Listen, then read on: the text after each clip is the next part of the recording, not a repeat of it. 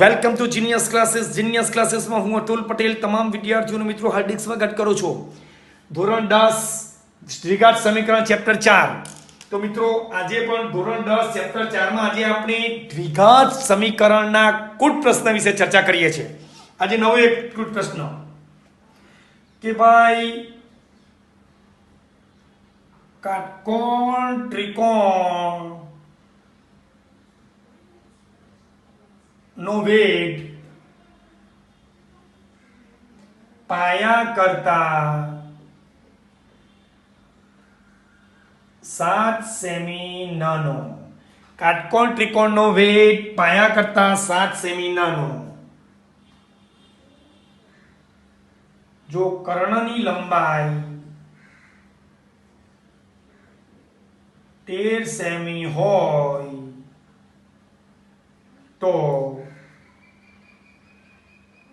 બાકીની બાજુ શોધો. કાટકોણ ત્રિકોણનો વેગ પાયા કરતા 7 સેમી નાનો તો બાકીની બાજુ શોધો. બાકીની બાજુ શોધો. ચાલો ચાલો મિત્રો, હવે આપણે દાખલો ગણીએ. જોજો, ચાલો શું કરીએ. હવે આપણે અહીંયા કાટકોણ ત્રિકોણ લખીએ.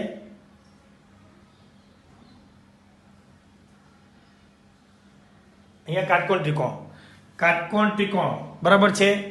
શું માનો કે A B C આ કાટકોણ ત્રિકોણ છે. આ કાટકોણ ત્રિકોણ છે. ચાલો બરાબર છે. જરાક સીધી દોરી તો સારું લાગે.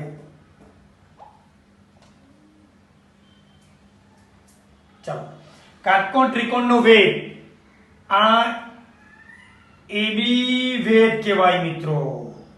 AB શું કહેવાય? વેગ કહેવાય. ચલો, વેગ કેટલો?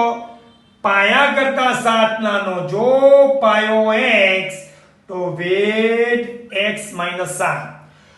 ત્રિકોણનો વેગ, વેગ એટલે જે 90 અંશનો ખૂણો બનાવે તે વેગ. એટલે આ વેગ અને આ પાયો. AB વેગ, BC પાયો. એટલે કે વેગ પાયા કરતા 7 નાનો. એટલે અહીંયા ધારવાનું કે વેગ બરાબર પહેલા શું કે પાયો બરાબર x માટે વેગ 7 ઓછો એટલે x - 7. રેડી?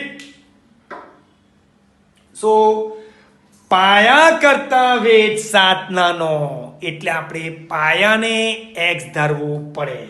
પાયો કેટલો? x. વેગ કેટલો?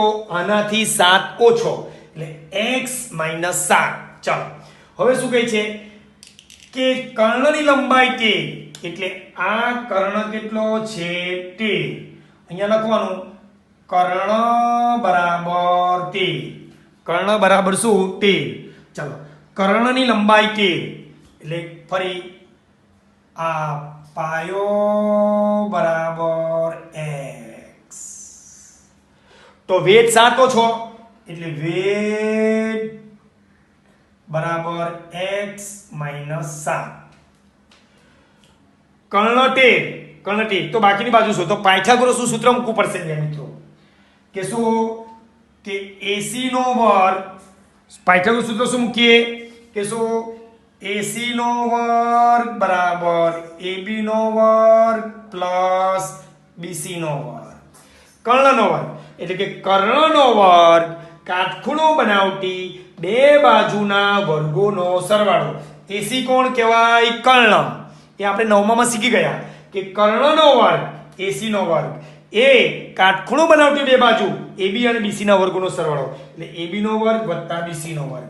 એટલે કહેવાય કે કર્ણનો વર્ગ કાટખૂણો બનાવતી આ બે બાજુના વર્ગોનો સરવાળો. કાટખૂણો બનાવતી બે બાજુ કઈ કઈ? AB અને BC. એ બેના વર્ગોનો સરવાળો એટલે કોણ? AB નો વર્ગ વત્તા BC નો વર્ગ બરાબર કોના વર્ગ જેટલો? કર્ણનો વર્ગ AC ના વર્ગ જેટલો. એટલે અહીંયા પાયથાગોરસનું સૂત્ર શું? માનો કે આમ હોય કે PQR હોય તો કર્ણ કોણ? PR નો વર્ગ. કર્ણ કોણ? PR નો વર્ગ. કાટખૂણો બનાવવાની બે બાજુ કઈ કઈ PQ અને PR. તો અહીંયા લખવાનું કે PQ નો વર્ગ વત્તા QR નો વર્ગ. ચાલો બીજું ઉદાહરણ આપો. નવમામાં શીખ ગયા. માનો કે x y z. તો ચાલો કર્ણકોણ આ જે ક્રોસ હોય તે xy નો વર્ગ ડાબી તરફ, સોરી xz નો વર્ગ, એ કર્ણનો વર્ગ.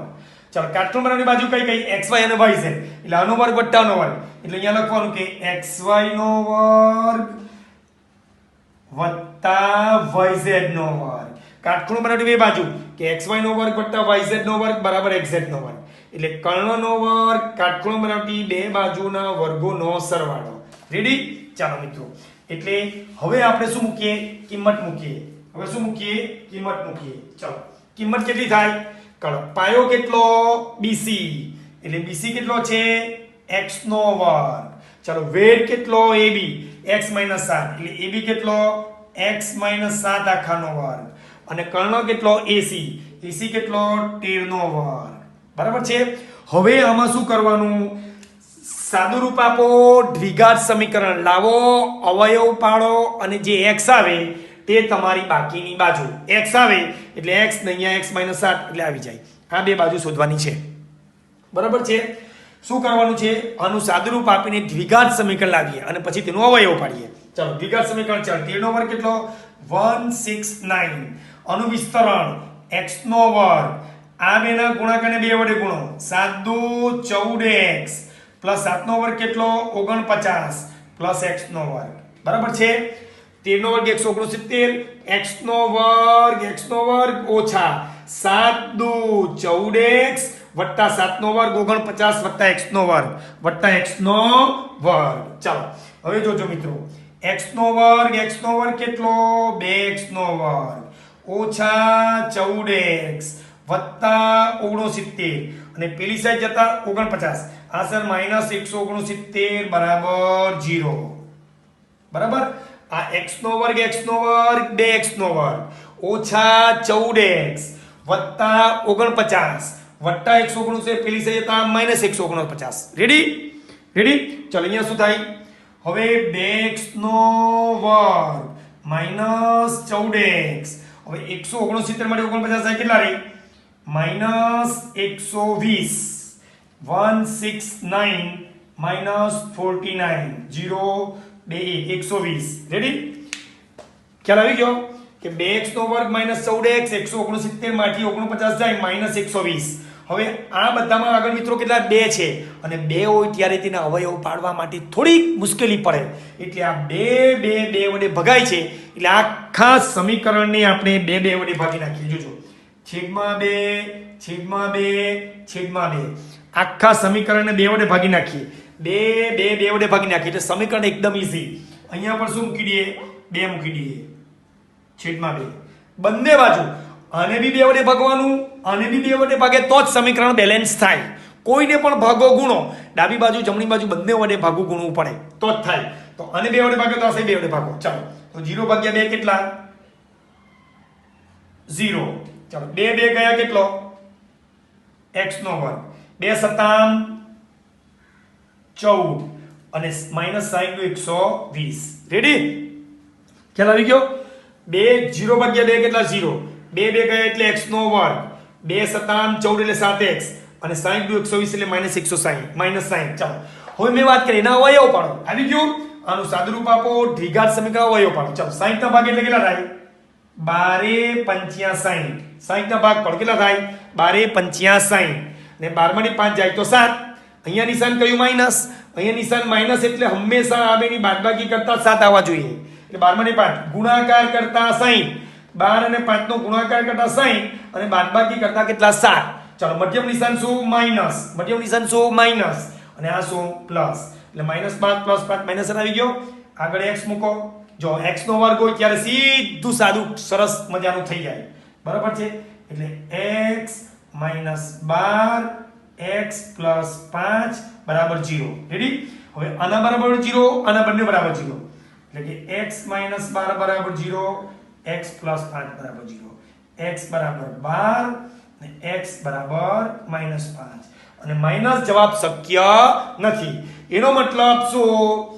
પાયો કોણ છે x બરાબર 12, પાયો x બરાબર 12 અને વેટ બરાબર કેટલો x - 7 એટલે કેટલા થાય 12 - 7 કેટલા આવે 5 બરાબર છે.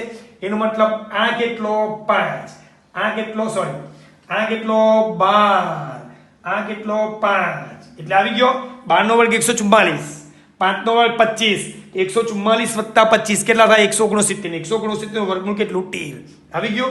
તો મિત્રો આ રીતે આપણે પાયો આવી ગયો x બરાબર 12 માટે વેટ 12 - 7 બરાબર 5 એટલે પાયો 12 વેટ 5, 12 5 13 ની જોડી, 12 નો વર્ગ 144, આ બેના વર્ગોનો સરવાળો આ થાય, આનો વર્ગ કોણ 12 144, આનો 5 આ 5 125, 144 169, 169 વર્ગમૂળ કેટલું આવી ગયું 13. તો મિત્રો આ રીતે આપણે આ એક કૂટ પ્રશ્ન કર્યો. હવે મિત્રો આના જેવો બીજો થોડો કૂટ પ્રશ્ન છે ને હું જરાક બદલું એટલે તમને ચોક્કસ ખબર પડે કે હું શું કહેવા માંગે છે. થોડોક ફેર છે મિત્રો.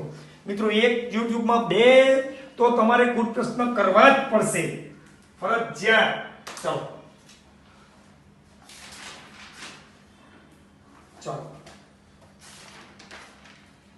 હવે બીજો છે કે કાટકોણ ત્રિકોણનો વેધ 5x, પાયો 3x - 1, ક્ષેત્રફળ 60, તો બાજુ શોધો. થોડીક રકમ મિત્રો શોર્ટમાં લખીશ. વેધ 5x, પાયો 3x, ક્ષેત્રફળ 60, તો ક્ષેત્ર બાજુ શોધો. ચાલો મિત્રો હવે પાછો એક કૂટ પ્રશ્ન છે, સરસ છે બરાબર છે, મજા આવશે. જરાક જ ખાલી તમારે દાખલો ગણવાની જરૂર છે તો તરત જ આવડી જશે બરાબર છે. હું ઝૂમ કરું છું એટલે જરાક રેડી થઈ જાય. ચાલો કાટકોણ ત્રિકોણ, હવે અહીંયા લખીએ કાટકોણ ત્રિકોણ. કાટકોણ ત્રિકોણ રેડી, કાટકોણ દોરાઈ ગયો. ચાલો આ કોણ A B C, ચાલો વેધ કેટલો 5x, પાયો કેટલો સોરી વેધ કેટલો 5x, પાયો 3x - 1 અને આ ક્ષેત્રફળ એટલે અંદરનો વિસ્તાર કેટલો છે 60, આ વિસ્તાર કેટલો છે 60. તો પહેલા મિત્રો કર્ણની જરૂર નથી બરાબર છે, ક્ષેત્રફળ 60. તો આપણે બાજુ શોધો, બધી બાજુ આપણે મિત્રો શોધવાની છે, બધી બાજુ શોધવાની છે. ચાલો શોધીએ. કાટકોણ ત્રિકોણનો વેધ એટલે 90 માં છેદે તે કેટલો 5x, પાયો 3x - 1, પાયો 3x - 1, ક્ષેત્રફળ એટલે અંદરનો વિસ્તાર કેટલો 60, અંદરનો વિસ્તાર કેટલો છે 60. તો આપણે તેની બાજુ શોધવાની. એટલે ચાલો પહેલા હવે ત્રિકોણનું શું છે એ લખવાનું કે વેધ બરાબર 5x, પાયો બરાબર 3x - 1 અને ક્ષેત્રફળ બરાબર 60. ચાલો હવે લખવાનું કે ABC નું ક્ષેત્રફળ 1/2 પાયો ગુણ્યા વેધ. ત્રિકોણ ABC નું ક્ષેત્રફળ શોધવાનું સૂત્ર શું 1/2 પાયો ગુણ્યા વેધ. ABC નું ક્ષેત્રફળ શોધવાનું સૂત્ર શું 1/2 પાયો ગુણ્યા વેધ. એટલે આ પાયો ગુણ્યા વેધ, આ બેનો ગુણાકાર પાયો ગુણ્યા વેધ બરાબર છે. ચાલો હવે ABC એટલે ABC ની અંદરનો એરિયા ક્ષેત્રફળ કેટલું છે 60. ચાલો 1/2 પાયો કેટલો છે 3x - 1 અને વેધ કેટલો છે 5x, વેધ કેટલો છે 5x. રેડી, પાયો બરાબર 3x - 1, વેધ બરાબર 5x અને ક્ષેત્રફળ અંદરનો એરિયા કેટલો 60. ABC નું ક્ષેત્રફળ શોધવાનું 1/2 પાયો ગુણ્યા વેધ. ક્ષેત્રફળ 60 આપેલું છે 1/2 પાયો 3x - 1 અને વેધ 5x. ચાલો હવે આ બે ક્યાં જાય ઉપર. 60 * 120 બરાબર 60 * 120 બરાબર. ચાલો હવે આ 5 નો ગુણાકાર 3 જોડે 5 તાલી 15x નો વર્ગ અને 5 નો એક સાથે 5 * 1 5x. રેડી? 5 તાલી 15x, 5 એકુ 5x. રેડી? હવે 120 પેલી સાઈડ 0 બરાબર 15x નો વર્ગ માઈનસ 5x માઈનસ 120 બરાબર 0 વત્તા 120 પેલી ઓછા 120 બરાબર 0. શું કર્યું? 60 દુ 120, 5 તાલી 15x, x 2 વાર x નો વર્ગ અને 5 એકુ 5x વત્તા 100 ઓછા 120. તો બધાને 5 વડે ભગાય. હા, 5 તાલી 15 5 તો કેટલા થાય? 5 દુ 10 અને 5 10. બંનેને 5 વડે ભાગતા અહીંયા બી 5 5 5 5 એટલે સમીકરણ ઈઝી આવી જાય. સમીકરણ એકદમ ઈઝી બની જશે. 5 મૂકો 5 મૂકો 5 વડે ભાગો 5 વડે ભાગો 5 વડે ભાગો બંને બાજુ 5 વડે ભાગતા એટલે છેદમાં 5 અહીંયા 5 અહીંયા 5 અહીંયા કેટલા થાય? 0. 5 તાલી 15, 5 એકુ 5 એટલે x અને 5 દુ 10 20, 5 25 50 સોરી 5 ચોક 20, 24 પંચે 120, 24 પંચે 120. રેડી? હવે મિત્રો શું કરવાનું? સમીકરણ લાવવું પડે. સોરી, દ્વિઘાત સમીકરણ આવી ગયું. હવે આના અવયવ પાડો. x ઉતલે આવી ગયું એટલે અને 5 વડે ભાગી સોરી 120 માઈનસ 120 એટલે અહીંયા 0. 5 વડે ભાગો 5 વડે ભાગો 5 વડે ભાગો 5 વડે ભાગો 0 ભાગ્યા 5 0. 5 તાલી 15, 5 એકા 5x અને 5 દુ 10 અને 5 ચોક 20 એટલે 24 પંચે 120. હવે શું કરો? 24 ગુણ્યા 3 કેટલા થાય? 72. 24 ગુણ્યા 3 કેટલા? 72. 72 ના ભાગ પડો બાદબાકી કરતા 1 લાવો. હવે અહીંયા દાખલો અહીંયા 3 છે. અહીંયા 3 છે એટલે સીધા અવયવ પડશે 9. અહીંયા કેટલા લાવવાના? 24 તાલી 72. 24 તાલી 72 બાદબાકી કરતા કેટલા લાવવાના? 1. તો કોના ઘડિયામાં 72 આવે? 9 અઠામ 72. કોના ઘડિયામાં 72 આવે? 9 અઠામ 72. એટલે અહીંયા આપણે કરીએ શું? અહીંયા 9 અઠામ 72. બરાબર છે? 9 દેખાતો નથી મિત્રો, જરાક થોડી તકલીફ પડશે, જગ્યા નાની પડશે. 24 તાલી 72, 24 ગુણ્યા 3 બેનો ગુણાકાર કરવાનો 72. કોને ઘડિયામાં 72 આવે? કે બાદબાકી કે 1 આવે? તો કે ભાઈ 9 ગુણ્યા એટલે જેનો ગુણાકાર કરતા 72 આવે અને સરવાળા બાદબાકી કરતા 1 આવે એવા બે ભાગ પાડો. 72 તો કે ભાઈ 9 ગુણ્યા 8 72 ગુણાકાર કરતા 72 બાદબાકી કરતા કેટલા? 1. 9 માંથી 8 જાય તો કેટલા રહે? 1. રેડી? ચાલો હવે આગળ 3 છે એટલે તમે મિત્રો આગળ આપણે કરેલું ને કે માઈનસ પ્લસ આગળ x x ચાલે નહીં એટલે આપણે શું કરવું પડે? છેદમાં કેટલા મૂકીએ? 3x નો વર્ગ. કેટલા મૂકીએ? 3x નો વર્ગ. રેડી? પણ નિશાન મૂકો ની. આનું નિશાન માઈનસ એટલે આ શું? માઈનસ અને આ શું? પ્લસ. તો જ થાય ને. 9 નું નિશાન કેટલું? જગ્યા જરાક નાની પડે છે. 9 નું નિશાન શું? માઈનસ.